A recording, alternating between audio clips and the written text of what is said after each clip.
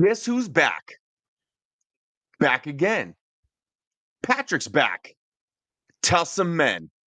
Guess who's back? Guess who's back? Guess who's back? Guess who's back?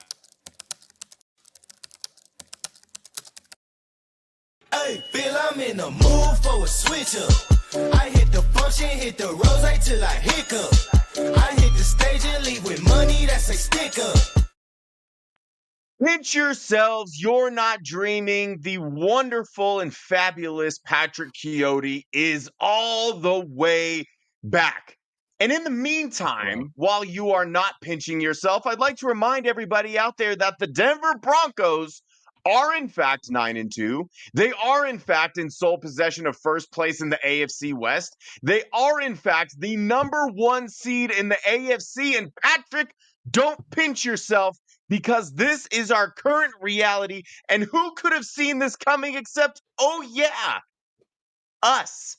How are we feeling about the Denver Broncos right now, Patrick?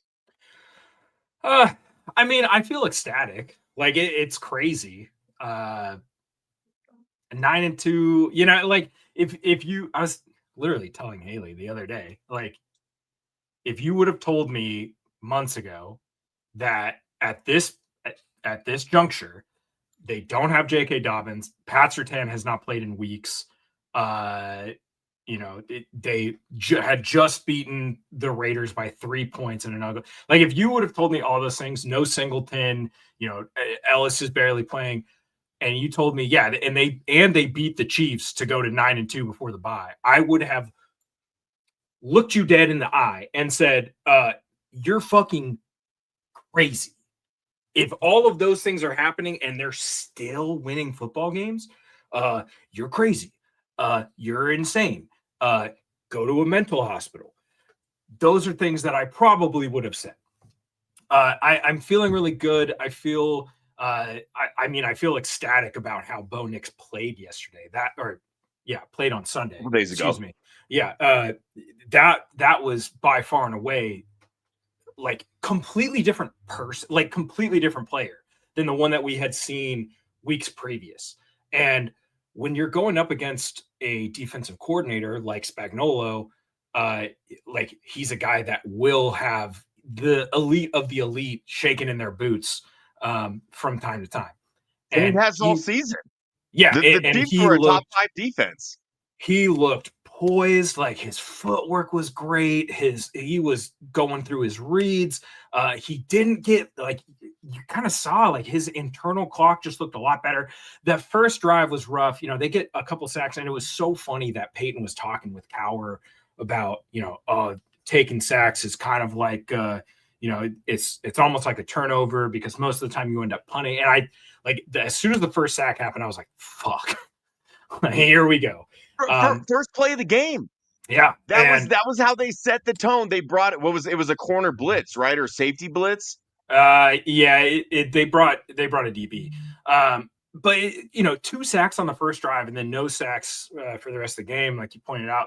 I mean, it's just impressive bounce back by the offensive line. It's impressive bounce back by Bo. And he played a fantastic game, and you could kind of tell that he was just calm, cool, and collected. You know, it didn't really get into his own head too much and was making a lot of big boy throws. So I'm feeling great. As long as everybody gets healthy, takes the bye to get healthy, and we come back at full strength, man, this team is going to be something this last stretch. They've got some tough teams, but honestly, looking at the schedule, I know we always kind of talk about how their post-bye schedule is a rough one, but like, is it that rough? I don't know. Well, let's look forward. Bye week obviously coming at a great time. We had discussed earlier about early in the season, we're like, man, that's a late bye.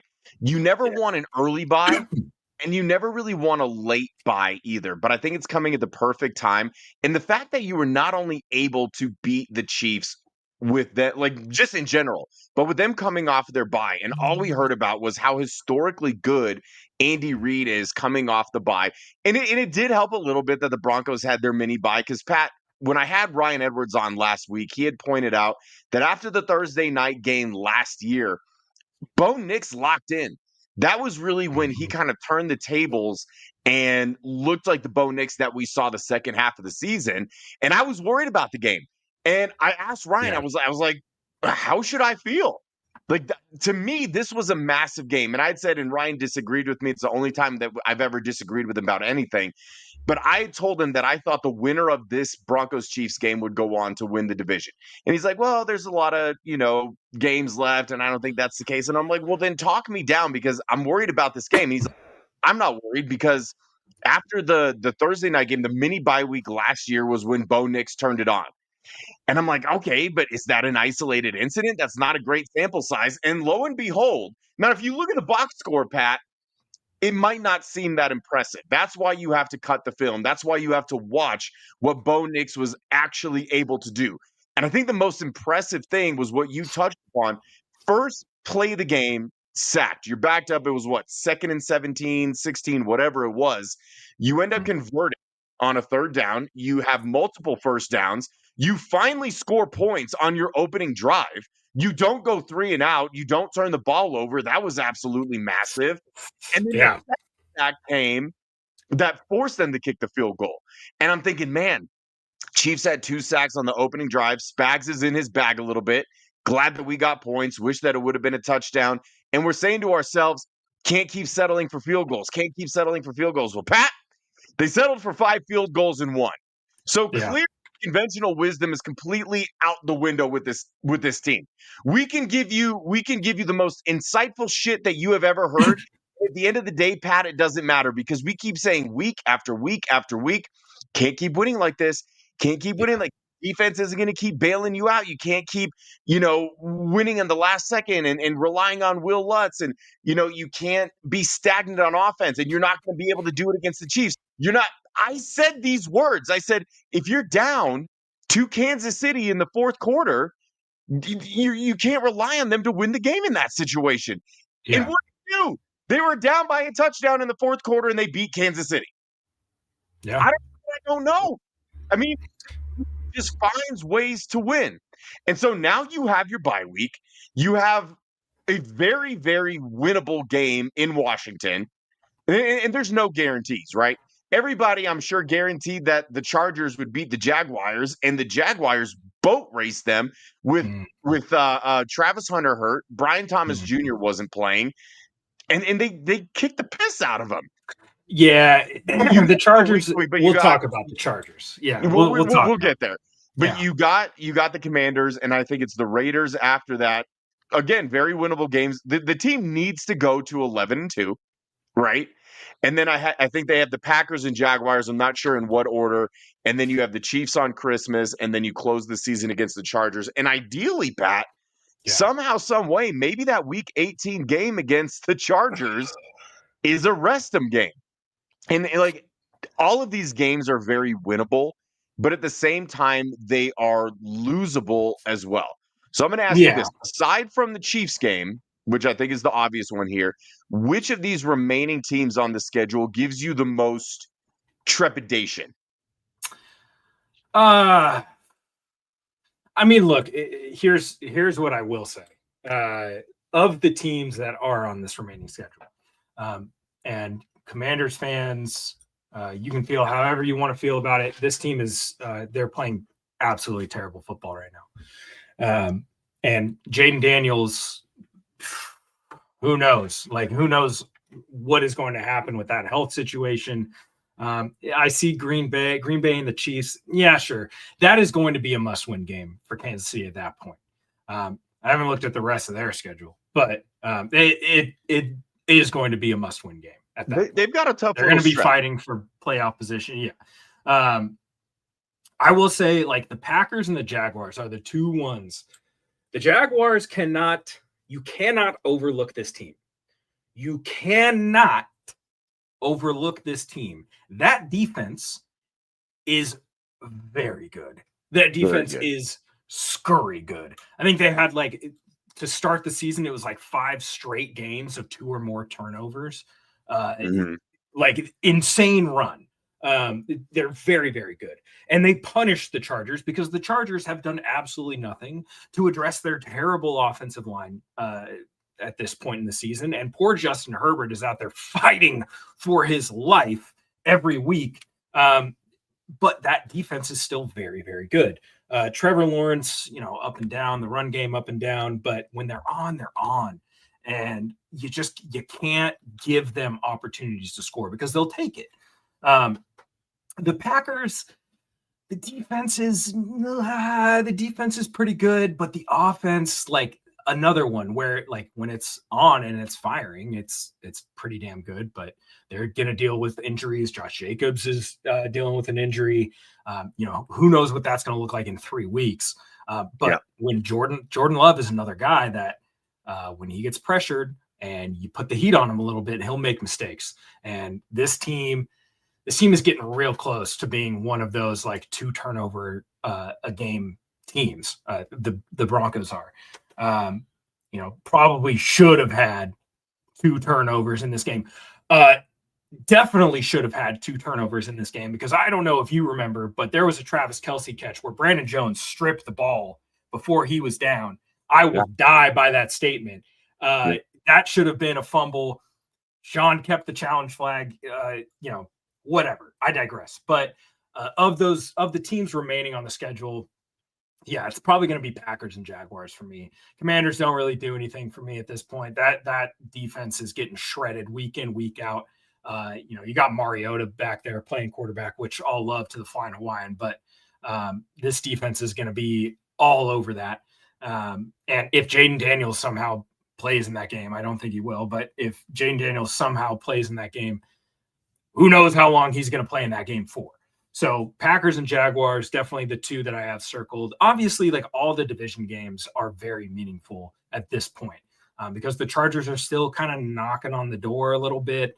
The Raiders apparently gave us a really good fight. Let's see if they can turn it around against them in Vegas.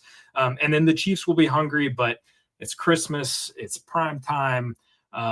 Let's see some Bo Nix magic against Steve Spagnuolo in Kansas City. And maybe they don't miss a field goal at the end of that game. That would be massive. But yeah, long answer to your question is Packers and Jags. I'm glad that you brought up that alleged Brandon Jones strip on Travis Kelce because it's something that I want to address in general, and it doesn't really have anything to do with the Broncos specifically. And this is a hill that I will die on a million times over. And maybe it's a hot take. I don't know. You can tell me. I think that the fact that challenge flags even exist is stupid. You have the technology to never, ever, ever get a call wrong. You have every conceivable camera angle that you could ever want. You could slow it down and you can zoom in so that you have like by microseconds. And it's clear as day. Challenge flags should not exist. Well, it was out. Yeah, that ball was out. Like you're in the heat of the game.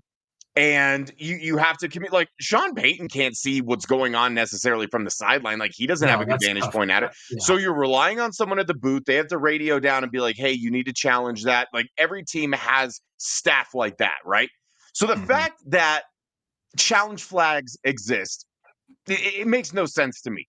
You could have a team of guys in the booth that are watching these angles, and then they can radio down immediately in real time to the officials on the field and say, "Oh, hey, like that spot, that was a first down," which they kind of do, but it seems like they only use that Insta spot when it's convenient for them, or they kind of pick and choose the times when they do it, which, by the way, speaking of that, like the spot that they had on the Cortland Sutton catch, I don't know if you noticed this on the telecast, it was marked very clearly as a first down. And as the official is running down the line after marking it, goes back inside and shortens the spot. And it's like, again, we have the technology to never, ever get a spot wrong. And you're relying on a guy standing on the sideline giving his best guess. Sometimes these guys are 20 yards away from the ball, Pat. And there's hordes of 200, 300-pound men that are blocking their vantage point. So we're just trusting the human eye when there's freaking chips in the ball to tell us. Bottom line is, the NFL needs to get off of its ass and implement some sort of system so that the officials stop affecting the game. And here is my segue. Something that I was terrified of going into this game. It wasn't Andy Reid coming off of a bye week. It wasn't Patrick Mahomes. It wasn't Steve Spagnuolo and the Kansas City defense. It was how will this game be officiated? Any Bronco fan will tell you that the crew that they had, the Chiefs were 4-0 with, and that home division teams, when that staff was officiating, had a sub 500 record. They were building it up. And this is another hill that I will die on. The NFL does not want to miss out on what could possibly be the last year of the Taylor Swift, Travis Kelce bump. You know how many people that they brought There in. it is. And you laugh, Pat. But if you objectively look at that game, I'm in on it too. If you objectively look at the game, and usually with the Chiefs, it's like there are a handful of calls, like missed calls or no calls, that sway it just enough, that change the momentum just enough for the Chiefs to get an upper hand. These missed calls were egregious. Starting off with the Jaleel McLaughlin run, when he's currently in motion and moving, he doesn't go down. He doesn't tap the sideline. They blow the play dead. And I don't know if you saw the all-22, Pat. He had some room after he broke that tackle. And we all know what Jaleel McLaughlin can do in the open space. That was number one. And I'm only going to focus on a couple of them because there were a lot. Number two, obviously, the pick six. Completely egregious call. That was away from it was such a bad pass, Pat, that on the telecast, Jim Nantz and Tony Romo, when the flag came out, they're like, they assumed that it had to be in that general vicinity because there's no way that the great Patrick Mahomes threw such a bad pass. Well, he did. And just like the majority of his interceptions, he gets bailed out with the ticky-tack bullshit flag. Wiped 6 points off the board, and luckily the ball don't lie, and what could have been a 10 or 14-point swing ended up being all knotted at zero, even though the Broncos should have had a pick six. Shout out Jahdae Barron. Bummer that he got his first career touchdown ripped from his clutches.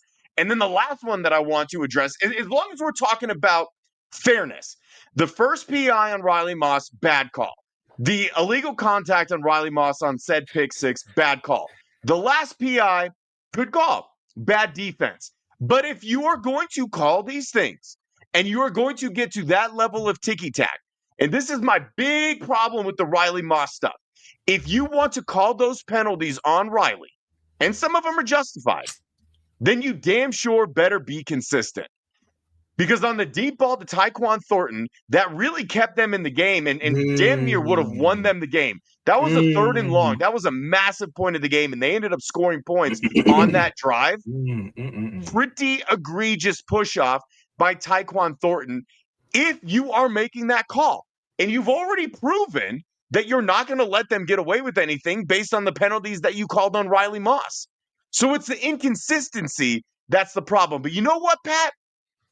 I thought that we were going to have to do this show midway through the fourth quarter, blaming the officials for why the Broncos lost. But the fact that they were able to overcome one of the worst officiated games I have ever witnessed and still put the belt to asses, that is what tells me that this team is a legit contender.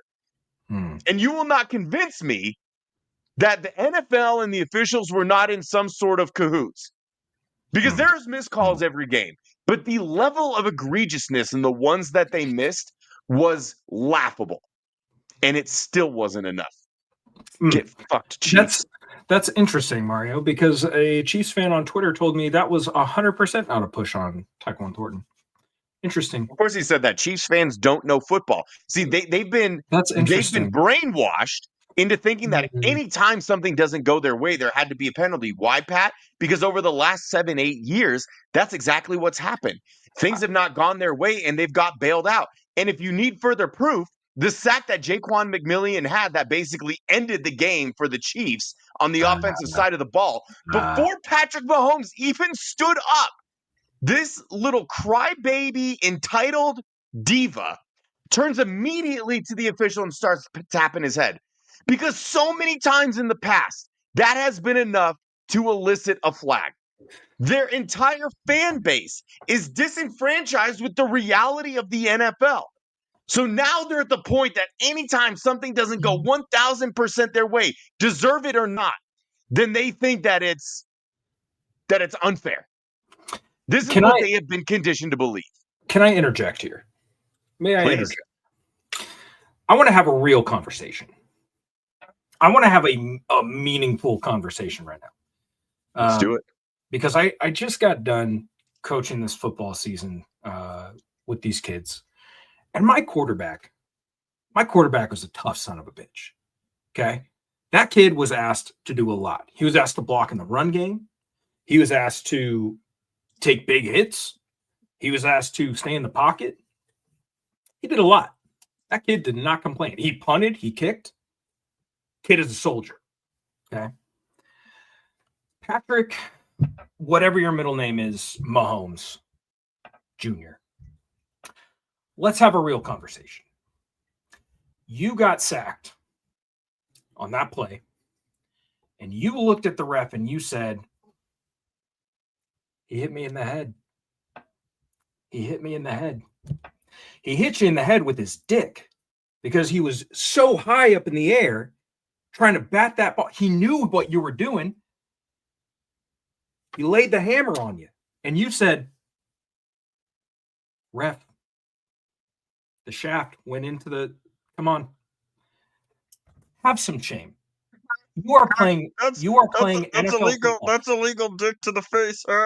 This is the same guy who, in the first quarter of the game, got sandwiched between two grown men and got up and pointed at the linebacker that was laying on the ground. Like his head didn't just get whipped around like he was in a car crash. The same guy who constantly runs to the sideline, act like he's going to go out of bounds, and then tries to lower his shoulder. The same guy who, when he's running into the end zone and a defender is coming to tackle him, sees that he's in the end zone, pulls up on him, still tries to lower the shoulder, and then spin the ball and flex. Mr. Mahomes, I address you personally. Have some shame.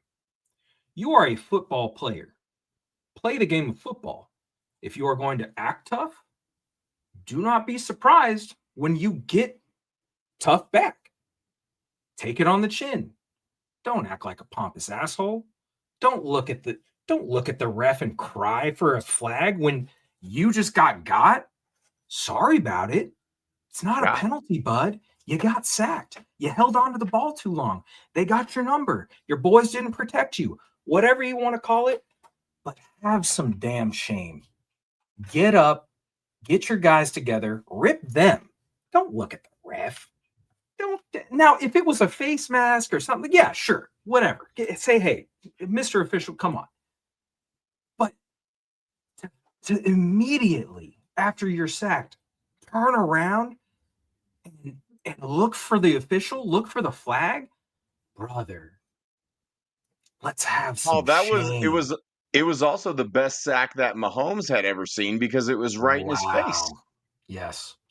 I am one of the people in this world who will agree that Patrick Mahomes is quite the talent. He is arguably one of the greatest quarterbacks of all time. He was one of the greatest system quarterbacks of all time. Now, Tom Brady, towards the end of his career, yeah, he would cry for flags, and I get that. But like as NFL quarterbacks, can we stop? Especially if you're someone who consistently is like mobile and then using your size and your strength and your speed to like hit other defenders and then like bro, if you're going to act like that, don't do the bitch made stuff, please. Like for real. And Josh Allen does the same thing quite a bit. And it pisses me off because, brother, you are a massive human being and you are constantly running over people. And that is like, me personally, you will not find me in the box. If Josh Allen is running through the B gap, I'm Not doing it. I'm going for the legs. That's a business decision. That's a large human. But if you're going to act like that, post run, post touchdown, whatever, like, come on, let's stop with the bitch shit. That was Don't dish insane. it. Don't dish That it if was you can't take insane it, to me. right? I am Absolutely. all for like you know, if you truck a guy, come on. We watched Cam Newton do this for how long? And that dude just did his little Superman thing and all that stuff. But like he went about it. He did his job. He got his ass back up. I will say this for Cameron Newton. Between Super Bowl 50, when the Broncos defense, I mean, they broke him. And Oh yeah. any pieces that were denies it, left, but like, brother, please. any pieces that were left of Cam Newton, because if you all Bronco fans will remember, opening night the following season, the very next professional football game after the Super Bowl, Broncos played the Panthers again. Yeah. Little Super Bowl rematch. Loved it. Loved And that. my God, There were some big hits. There were some big hits in that game. I remember that there probably were a should have been couple called. hits. There were a couple hits from probably should have been Darian called. Stewart specifically. He was Laid probably him out. fine. Should have been called penalties. Should have been called. Yes.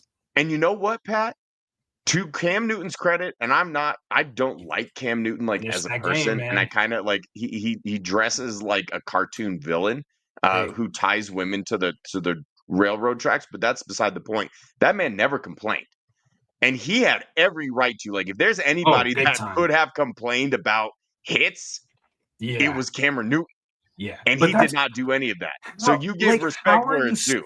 How are you supposed to get these people that, like, I get that people are watching it on TV, but like if we showed side by side clips of Bryce Young and Cam Newton in Carolina Panther uniforms, did you realize how comically funny the size difference would be? Like, it's nuts. Did you Cam see Newton what was Christian a large human? Did you see what Christian McCaffrey said? So he did a podcast and he was kind of reminiscing about his days in Carolina, and he was like, people assumed that I was like this little scat back when I was in Carolina. He's like, I was 6'2", 215, 220 or whatever. But next to Cam Newton, who is built like a defensive end, he's like, just because of how like the sheer size of Cam Newton, everybody thought that Christian McCaffrey, myself included, I was like, you know what? Perspective wise, that actually makes a lot of sense. Especially now you look at him and he's next to Brock Purdy or Mac Jones and he looks like like a giant, just as big, a massive hamster. Real quick, let's get to some. Let's go back here. I made sure to star this. Marky said we got to talk about the man doing all the dirty work that don't show up in the stat sheet. Adam Prentice, baby. Everybody knows that your favorite position on the football field, Patrick, of course, is fullback. Your beloved Michael Burton, of course, is probably done now. But man, talk about the job that Adam Prentice has done. In the run game and in pass pro, Adam Prentice has been fantastic. I also loved, I think they went to him on like a 2nd and long, and he got like 9 yards. That was like it was a surprisingly like the little like he caught the ball in the flat, turned up, got some yards. No. It was it was like in the middle of the field. They sent everybody. You know, it was like second. You know the play I'm talking about, some shit like that. Yeah. I know. They did play action. They hit him in the flat, and that's a difficult play to make for people that have like not caught a football. That's a difficult angle to like catch it and then turn, orient yourself, and then you think he got like an additional 7-8 yards. It's not difficult for us. It's difficult for the people watching who, maybe aren't athletic and don't play football. No, but I think Pat, you played semi-pro football, and the color of the football you used was like a normal color.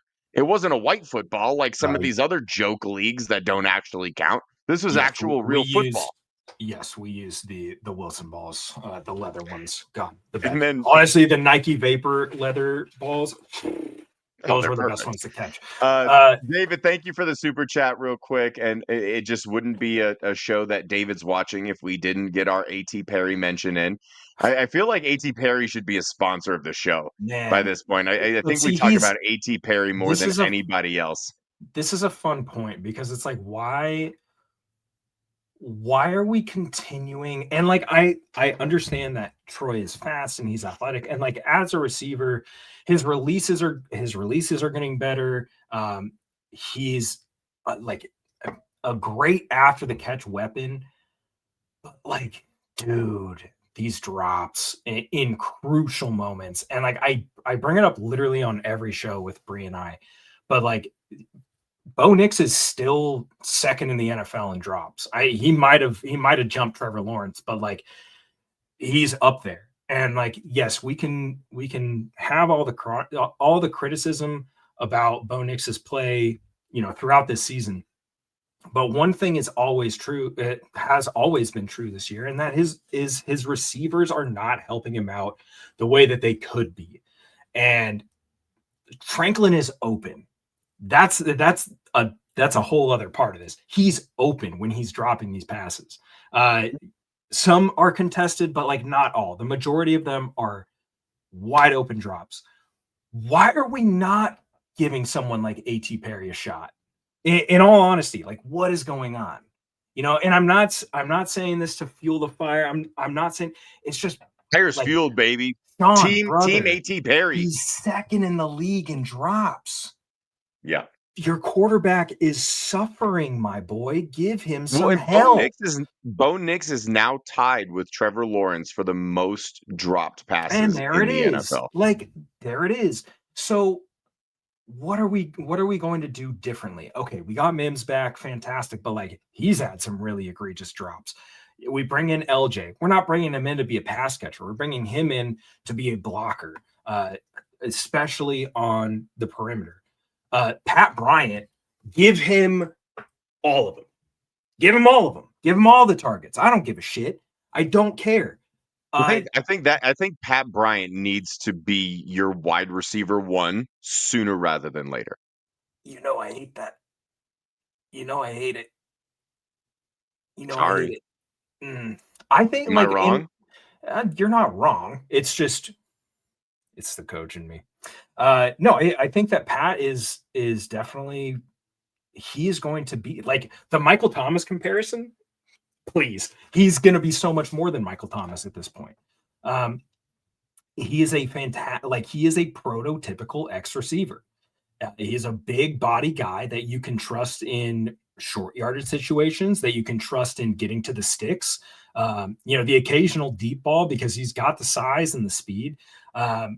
Great in the run game. That is the guy that you want to be your X receiver. And the plus side, you can still have another big body a la Cortland Sutton and use Pat Bryant as a Z because he is that fluid as a receiver. He is a good route runner. You can also use him on some of those motions, get him in the flats, get him on crossers. Like you can use it. He is not afraid to catch the ball over the middle. And I absolutely love that. And about he him. catches the ball over the yards. You're goddamn right. And that is a dude. I remember us being kind of like, I don't know, like, but he was a guy that I had always talked about as like, oh, what if they go get this guy? You know what I mean? Like, so I at this point, like, we know what A.T. Perry can do. We've seen him before. Where is he? Like, can we try something else? Can we give A.T. Perry another bigger bodied receiver? Can we give him some of these Troy reps? Because A.T. Perry's not slow. He's not slow at all. He's very large. He's got 4.4 speed at like give 6'5", him some of those targets, 220. man. Give him some of those targets. Like, let's just see what happens. You don't have to deactivate Troy either. You can still use Troy, but like, let's kind of, it's especially if Pat's like, I don't know if I haven't really heard much about his injury, but if he's like, I'm sure he'll be fine after the bye. But if there's a point where like, oh, well, he came Pat's back into the game, Pat. So yeah, he did. I think he's good. He did, but like, I don't know, man. That shoulder did not look good. He J.K. landed Dobbins really finished. hard. J.K. Dobbins finished that Raiders game, and we Yeah, know what happened to him. yeah. So So, like, I don't know. You have to try something, and that was like we were talking about, the tight end thing, right? And like, imagine this offense with someone who can actually like run routes and catch the ball out of the Y position, who can block really well. Like, why aren't we trying to go get those types of players, Sean? Like, what is stopping us? I can understand if it's locker room culture, you don't want to do that. I can understand that it's like, oh yeah, we feel good with the guys, but like, do you like look at how your offense has been operating? Your quarterback is very, very clearly frustrated with something that is happening, whether that is the play call. And shout out to Luca Evans for uh, that awesome question. Get a play sheet from him because I want to see. I want to see how long these play calls are. I've got a play sheet around here somewhere. I can show you. It's not that like you can dumb it down to a point where it's not so complicated, but like he's got to do something with the personnel. So let's try something else. Let's get A.T. Perry in there. Let's go for more athletic pass catchers, not named Lucas Kroll. Adkins coming back is going to be awesome. That's going to be great. But like, let's try something new because something up until this point has not been working. Maybe A.T. Perry over the bye gets a little bit of love. Maybe LJ gets a little more integrated into this year's offense. Who knows? But I did love it. maybe we're seeing like a chestnut checkers move here by easing Mm. Pat Bryant along. Maybe Yeah. we're just kind of, we're lying in the weeds. And granted, this is something that we've talked about ad nauseum, specifically with Troy Franklin and then Devon Vele last year. The Sean Payton offense Oh. is so complicated, and there are so many nuances that we had kind of discussed that a lot of Troy Franklin's struggles were because he's overthinking. He's trying to make sure that he's running the right route. He's trying to make sure he's doing the right thing. He's in the right position to the point where you are not reacting. And Pat, you know this better than anybody. Football is a reactive sport. You cannot overthink when you are out on that field. You have to act, you have No. to react, and you have to do. And so I Yeah. think maybe that's part of it with Pat Bryant. And I think maybe that's why we're slowly but surely getting more and more Pat Bryant. And so maybe this chestnut checkers move from Sean Payton, maybe I'm giving him too much credit, is we're going to hide Pat Bryant a little bit. We use him when it's necessary. We'll use him when we need him. And then down this stretch and then into the playoffs, I think that's when you're really going to see Pat Bryant explode. Because if you are a defense going up against the Broncos, what exactly are you game planning for? It's like, okay, you want to keep Bo Nix in the pocket. You want to pressure him because just like any quarterback, he's rough under pressure. Now he did really well against the blitz this past Sunday, Mhm. and he was really good against the blitz in the second half of last season. But that's the scouting report, right? It's like, and then you want to stop Cortland Sutton. You want to try to get Bo Nix to beat you, right? Like that's typically the scouting report. That's what Spagnuolo did. He completely Mhm. took away the run. There were no running lanes open. He's like, I'm going to make Bo Nix beat me, and he did. The What did scouting we what report. did we say too? What did we say too when we were looking over it? Who had the longest run of the day for the Broncos offense? Bo Nix at 8 Bo yards. Nix. Yeah. So your game plan as a defense is not going to be to stop Pat Bryant. When you go into the playoffs, whoever they might play in the first round of the playoffs, and you're looking at all the film from this year, you're going to try to stop Cortland Sutton. You're going to try to stop, hopefully, J.K. Dobbins is back. We don't really know, but you're going to stop J.K. Dobbins. You're not going to let R.J. Harvey get work out of the backfield. I don't think You're he's going to coming keep an back. eye on Evan Ingram, who, by the way, is starting to come along a little bit. I know he hasn't had the big splashy plays, but he's He's getting a another little bit guy more that's been dropping consistent. off. They all are. I mean, you could put everybody in that category except for Pat Bryant. And so what I'm saying is maybe they're saving him a little bit. They're holding him back. And then by the time the playoffs come, everybody is going to recognize the name Pat Bryant because that's when he's Mhm. really going to get his nut. Because if you look at these receivers and you're a defensive coordinator on the He's opposing gonna get team, his what? nut.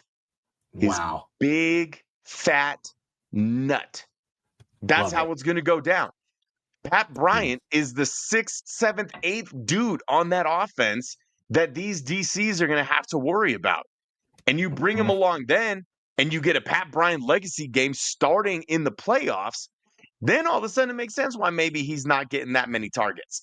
Now, as I'm looking at the targets or the receptions rather, Pat, I want to get your blind reaction to this. Okay. Who leads the Broncos in receptions? Oh, it's Court. It's not Court. In catches? It is Troy Franklin. Oh, Troy Franklin. By one. Cortland has 45 catches. Troy Franklin has 46. Here's what's really interesting. So Troy Franklin is the deep threat, right? Troy Franklin is the speed. They take the top off guy. Troy Franklin on 46 catches has 509 yards. Cortland Sutton on 45 receptions has 649 yards. Court is averaging 59 yards a game. Franklin is averaging 46.3. 4 tutties to Court, 5 to Troy Franklin. Give me your blind. Like, does that shock you? Not only that Franklin has more receptions than Cortland Sutton, who just got paid, rightfully so, but has more touchdowns and has so fewer yards, despite the fact that Cortland Sutton is not the deep threat. Despite the fact that Cortland Sutton hasn't broken a tackle since 2019, what is your reaction to that? Like, is it one of these things where, like, if it's not broke, don't fix it? Or do they need to get Cortland going a little bit more? Well, I mean, but that's the thing is Sean Payton's kind of talked about that, and Bo's kind of talked about it too, where they're starting to notice that teams are kind of game because they know that Court is the first read. So they're trying to take away his second read. And yeah, teams are doing that. They are trying to kind of bracket him without actually like a true, man under over the top bracket. Like they're just kind of putting two defenders in that read most of the time. So what that forces Bo to do is it forces him to come off of that and then look for the next guy. And that's kind of like, unfortunately, most of the time it's Troy Franklin. And so then it's like, okay, one's not there. Oh, two, Troy's open. So I'm going to hit it. I'm just going to pull the trigger. You know what I mean? So is it like, oh, that's inherently part of the problem with Cortland Sutton. But he's not, like, based on what you're saying, that like he's not winning enough or not creating enough separation. But then again, Pat, it's like, but that's not him. You take all of that. I get it, but then you take all of that. Is there a receiver in the league this year, statistically, who has been better than Cortland Sutton on third down? I don't think so. I don't think so. Maybe there is. I remember thinking on that on the third and 15 play, on the game-winning drive. I remember saying, "Where's Cortland Sutton? Find Cortland Sutton. You should only have eyes for Court." And so it's almost a mirror image of like how the most of the season the Broncos offense doesn't get going until the fourth quarter. It's almost like Cortland Sutton doesn't get going unless it's third down. Yeah. And then once it's third down, Cortland Sutton is turning into freaking prime Jerry Rice. He's creating separation. He catches everything because he's good. He's good for one or two drops a game. I get it, man, but it's like you got it in you. You got that. Like, we know what he's capable of. He's got that dog in him. Well, so can we just change the mindset of like Court? Just attack every play like it's third down, like it's 3rd and 12. So here's something that I brought up in the other show was, do you remember that throw that Bo had? I can't remember which game it was. It was a couple games ago where he threw that perfect seam ball to Court. Would have been that was against the Cowboys. Yeah. Yeah. And part of me said after that was like, man, that's another drop by Court. I wonder if he's starting to lose trust. Like, I'm not going to go to that guy because, you know what I mean? But like at the same time, like they're boys. So why would he do that to him? Just run the offense. Like that's what I'm saying. And clearly we don't have to worry about him losing trust because Troy Franklin caught what was essentially the game winner after some really bad drops in that game. Yeah. Troy had, Troy was getting cooked on the timeline early in that game, and rightfully so. But man, did he make some big plays when That was a he needed great to. catch. That was a really good catch. Really good route. Late And hands, Pat. it Late was hands. yes, but it was also, I mean, fantastic concept drawn up. I was listening to Bo kind of talk about it, and he did false start on that 100%. But there was another one where Rasheed Rice false started and they didn't call it, so it was whatever. But yeah, the clutch catch, and so yeah, that kind of disproves the whole like, oh, he lost trust in him thing. But it was just something that I was like, being in that mindset of like of having to deal with that kind of mentality is like, it's something you think about. But I think Troy needs to focus a little bit more on those deep balls. I feel like his confidence has just got to be way, way down. But again, catching a big catch like the one he did late is definitely a confidence booster.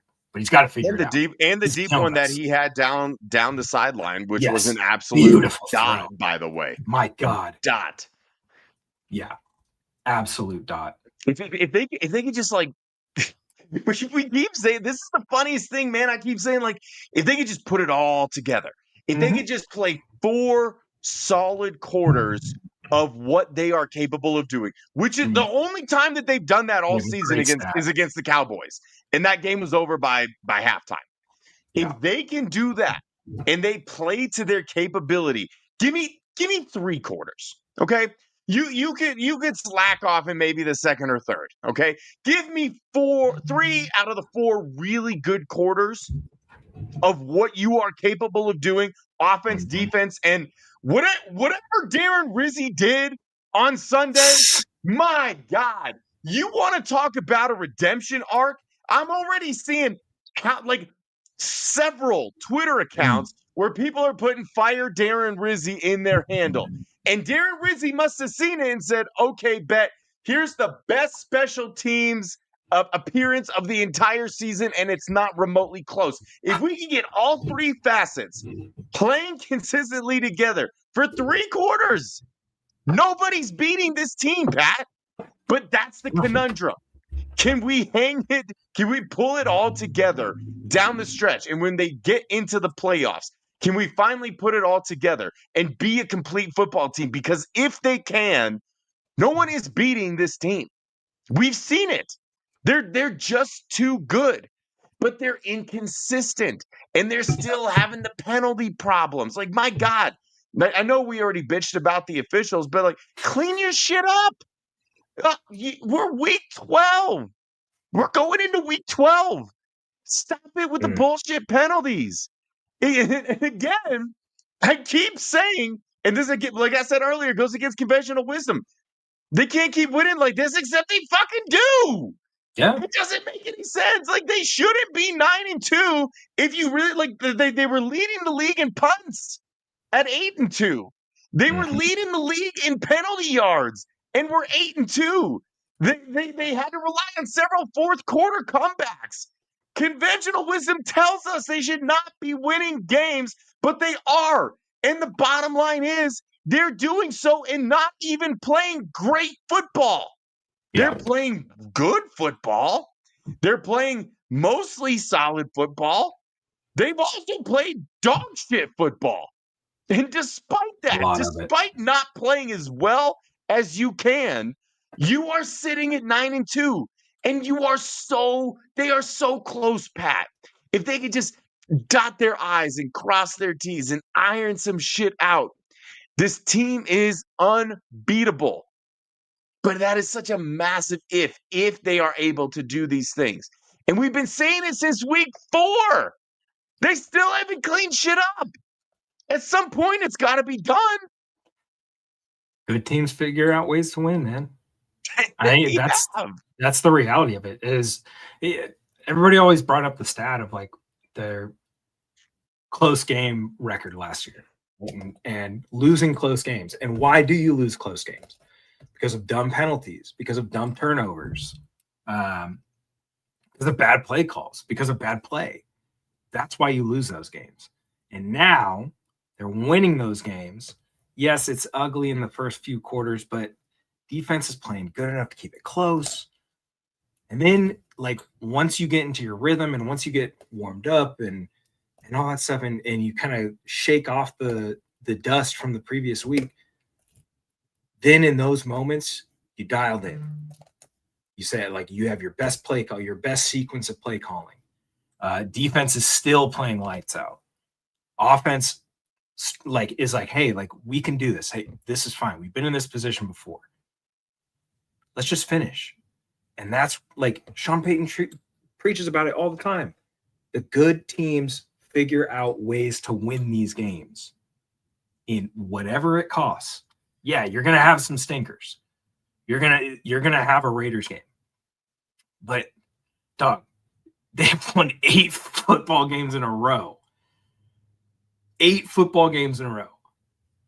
That is absolutely ridiculous. That is unbelievable football, no matter how you want to spin it. They're playing good football at the end of the day. Is it going to be ugly sometimes? Yeah, it's going to be really ugly. Dude, you saw my Crawshaw tweet. You saw my Crawshaw tweet from today. Dude, that guy's killing it. And like, yeah, Rizzy has made a lot of mistakes this year. It's tough. He's had his duds, but they tightened it up. This last week, it seemed like every punt return, even my wife was like, "That, wow, look at that block." I'm like, holy shit. You saw that. Like every single kickoff, every special teams operation, I looked at and I was like, damn, that was clean. Like that was a good operation. I mean, even the kick late, the punt late, like we could pull it up if you want, but the punt late, Kansas City was trying to block that punt, and they got damn close. They were really close. But they were very close. Crawshaw got that thing off. That bitch went 68 yards. So that's a far cry from what he did last Thursday night, man. Excuse me, 68 yards that kick went. I showed, literally so funny, after the Houston game when he had the 76er, which was actually, 81 by my counts. I was on the field with my punter and my other punter, and I said, all right, I want you guys to stop here. It was like the 13-yard line. Okay. I was like, I want you guys to imagine kicking a football and it landing at the other 5-yard line.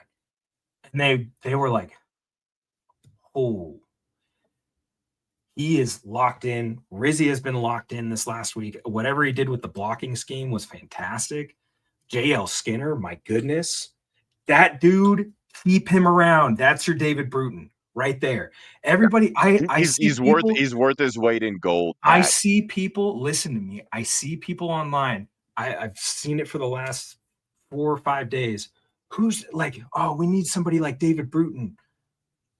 We got him. Like, we haven't seen him in on defense yet. That's fine. Keep him around for the special teams. That dude is flying down the field. He's making massive hits. He's in on almost every single tackle. Rizzy put in DeAndre Tillman on kick return. Kick return? No, on kickoff. Probably on kick return too. I need to go look. But he made a couple tackles. The first one he made, the angle on the broadcast was so perfect. It was that overhead angle. You saw him just thud that guy. I was like, yeah, you were talking about it too. I heard you talking about it.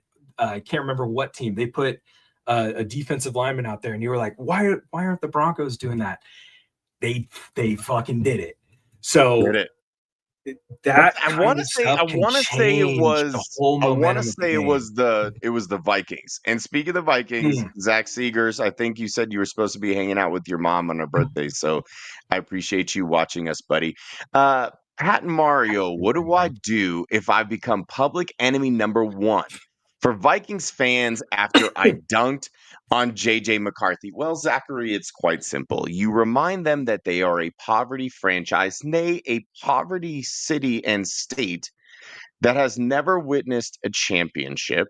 You tell them that their opinion doesn't matter and that they can come at you the next time that the Minnesota Vikings are remotely relevant, and then you say, thanks for the memories. We appreciate it. And have a seat.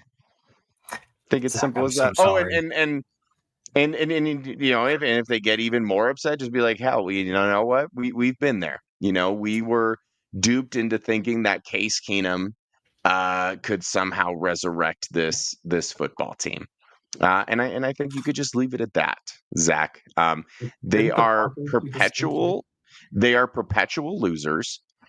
Their fans have witnessed nothing but perpetual losing, and so they don't know how to act, and it's very apparent. And that's all you need to tell them. Okay. One thing that I wanted to bring up, and this was the ultimate turning point, not just in the game, Pat, but really for like the season, and then this like Chiefs, this dark Chiefs cloud. Okay, so we're Yeah. gonna go to 10 minutes left in the game, right after the Patrick Mahomes, Travis Kelsey touchdown. Uh, Put him up 19-16. Butker got the extra point blocked. I really Mm. wish he would have just missed wide right, because being like really, really far right is just very on brand for Harrison Butker. But regardless, misses the extra point.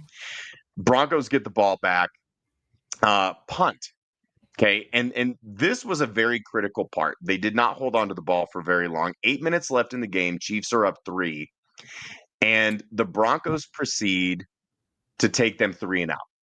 These are situations, Pat, in the past with the Chiefs, specifically against the Broncos, but really any team that they've played, where they're like, "We're going to step on your throat now.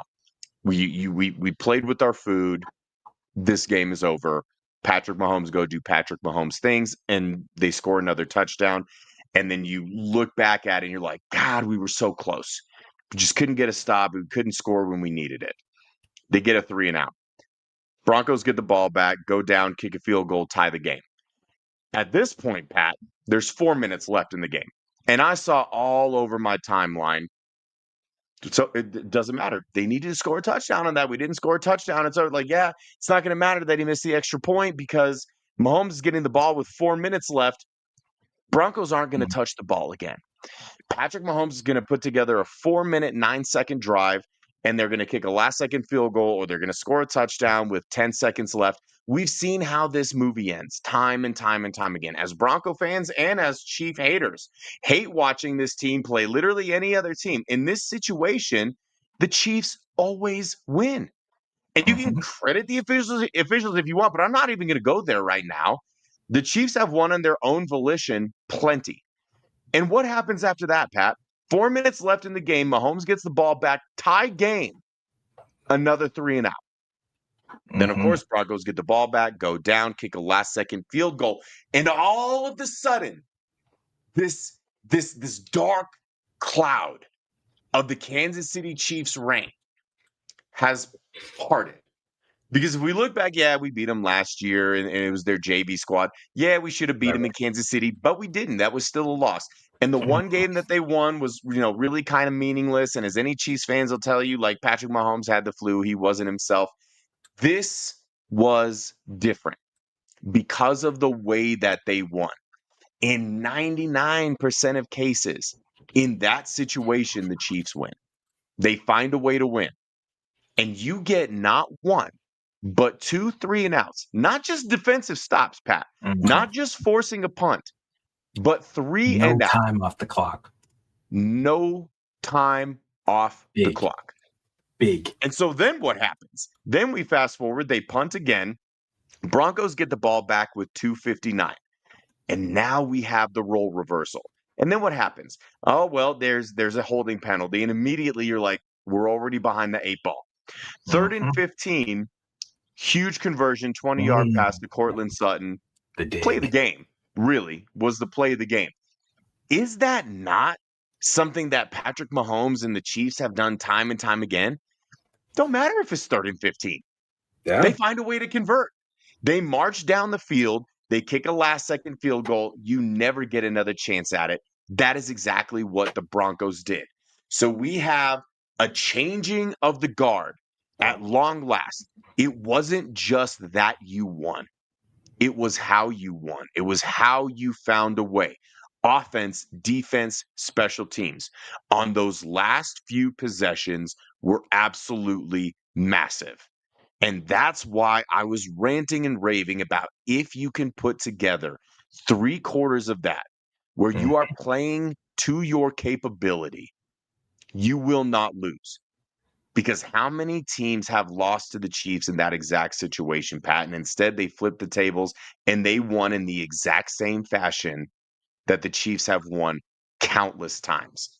Yeah, changing of the guards.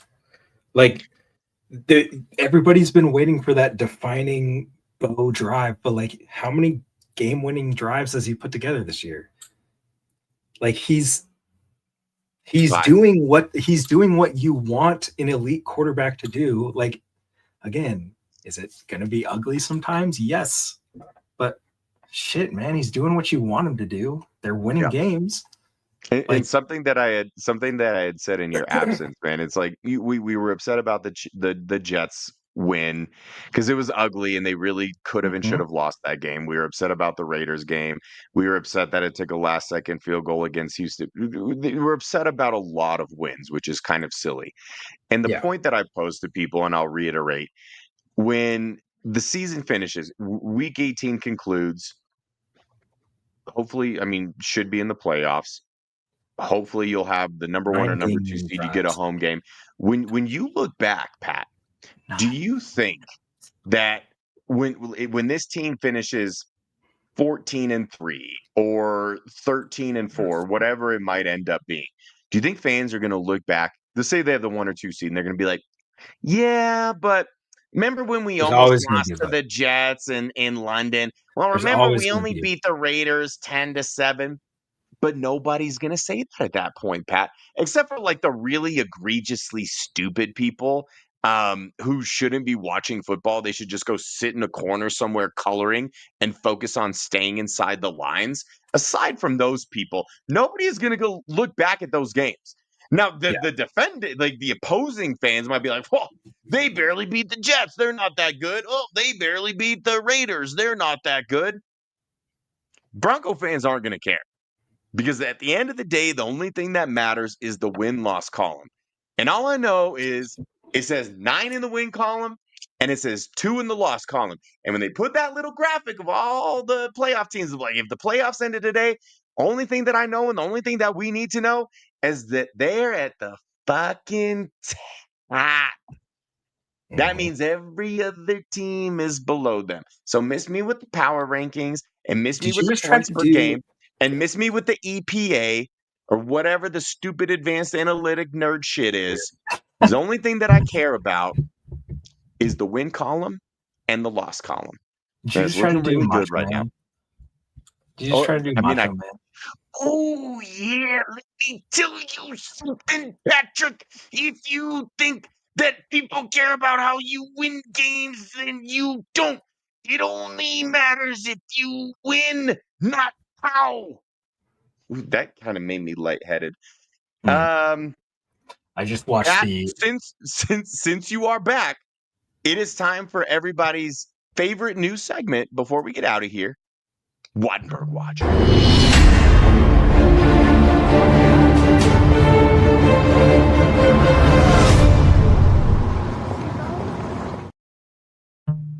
Yeah, my browser failed to play the Oh, clip. Did it play on your end?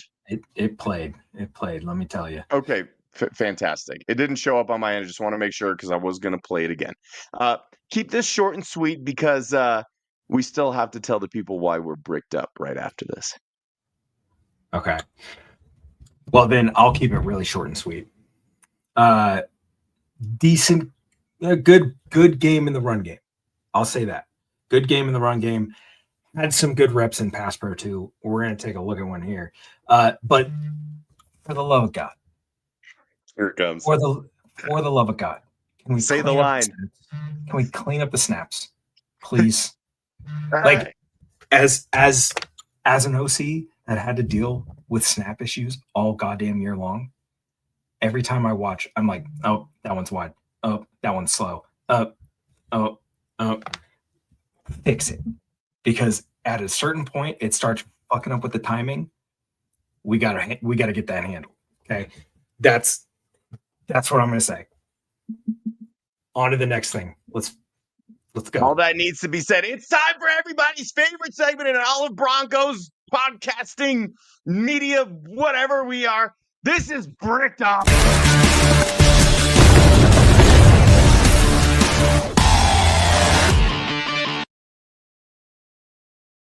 Patrick Yodi, what has you bricked up?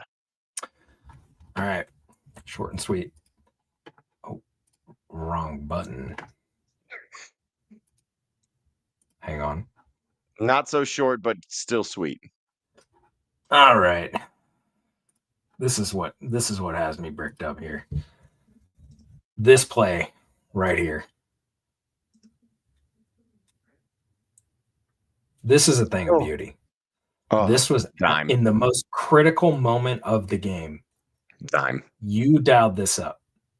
But what I want to point out here is the pass pro. This is max protection. 1, 2, 3, 4, 5, 6, 7 guys. They were getting this first down one way or another. It was happening. They were getting into range.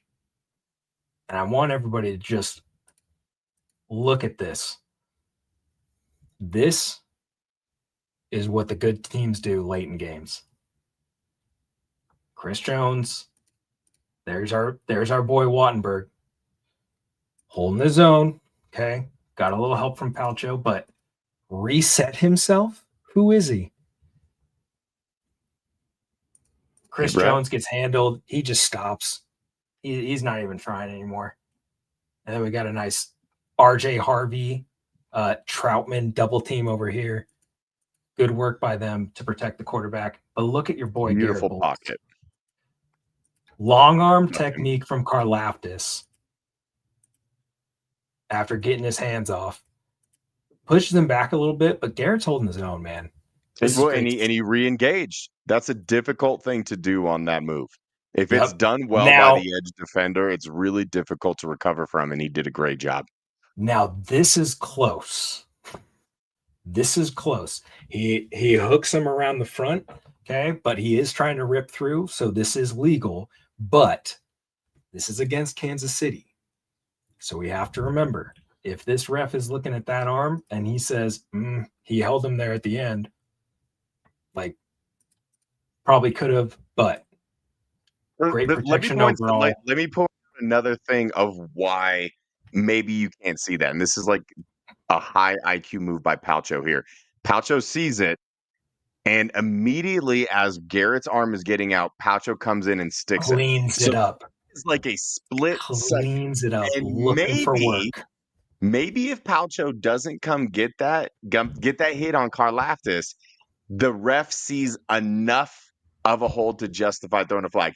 Even though Josh Simmons was holding the shit out of Nick Benito and Jonathan Cooper throughout the entirety of the game, but we don't need to circle back to that. Now, let's look at the snap here.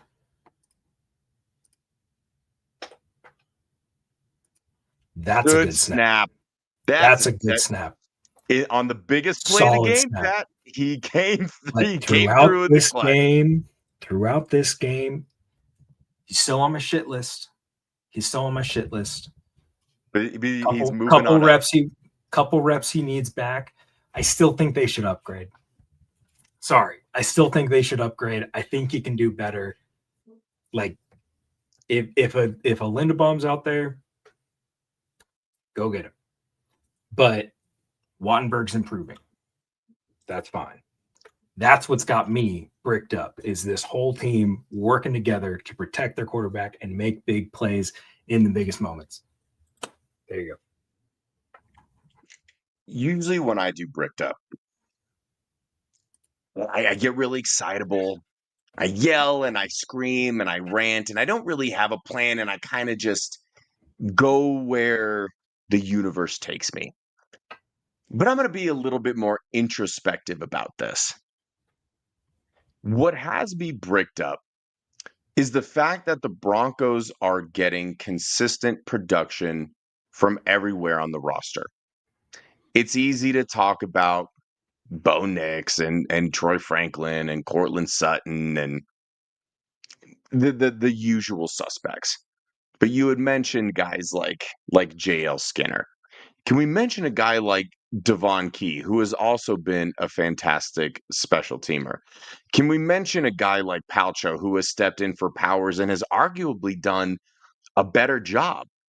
Can we talk about a guy like Jaleel McLaughlin, who was only active for one other game before this, scores a touchdown, doesn't do a lot on the stat sheet, but does enough and does exactly what is asked of him?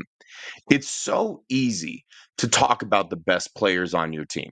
It's so easy to talk about Talanoa Hufanga and Zach Allen and Nick Benito and Jonathan Cooper and Brandon Jones, and you know exactly what you're going to get out of them. But what about a guy like Chris Abrams-Drain? I thought we were low-key cooked against the Chiefs not having Pat Surtain. And I even asked Pat when his injury first happened, like, you going to be back for the Chiefs?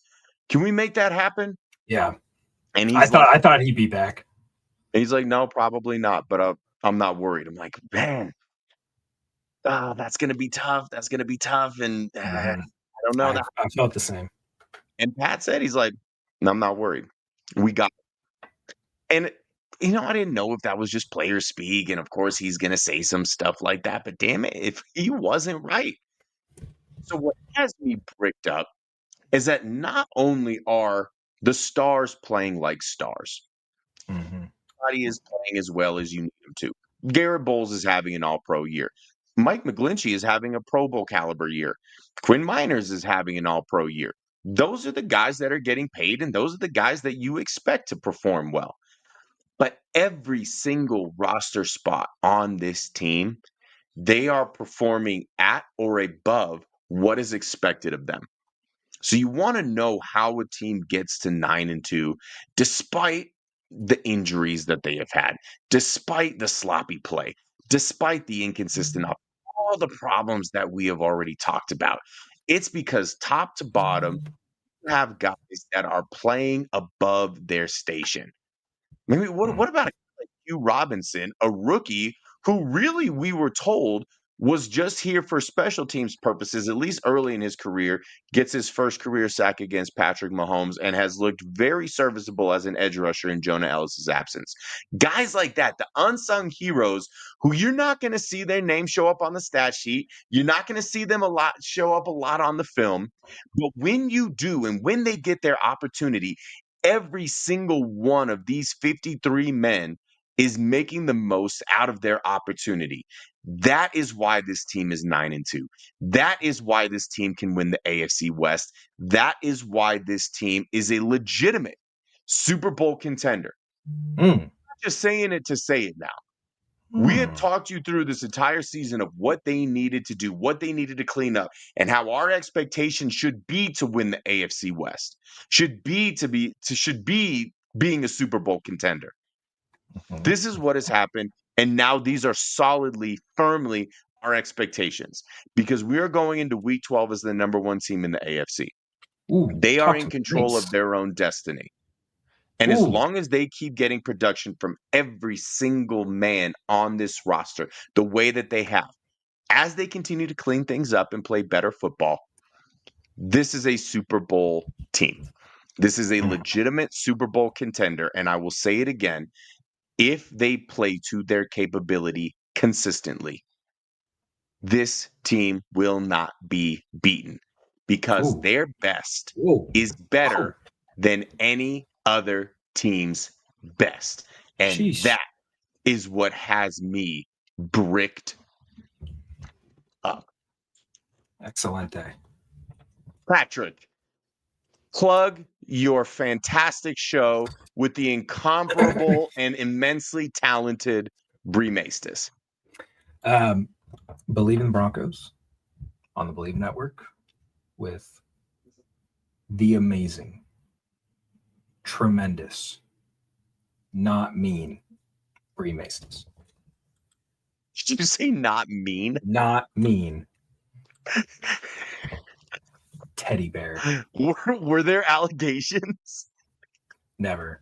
No one thinks Bree is mean. No, she's fantastic. I mean, if you But do, then you're just a she poor would judge she character. would say that she is mean. That's the joke. Yeah, well, because She's not mean. self-deprecating is kind of her bag. Exactly. Fantastic show, buddy. It was so glad. I'm so grateful and happy to have you back and doing this show. Really quick, let's go ahead and ask Coach Peyton, how did we do tonight, Coach? Gosh, your own little internet shows are driving me crazy. I'm ready when you are, Sean. You know, we're doing our best. My name is Mario Vitanzi. That handsome bastard is Patrick Chiotti. This is the best Denver Broncos podcast on the market. We thank you all so much for watching. Back with you next week, maybe with a few more friends. Okay, love you. Bye-bye.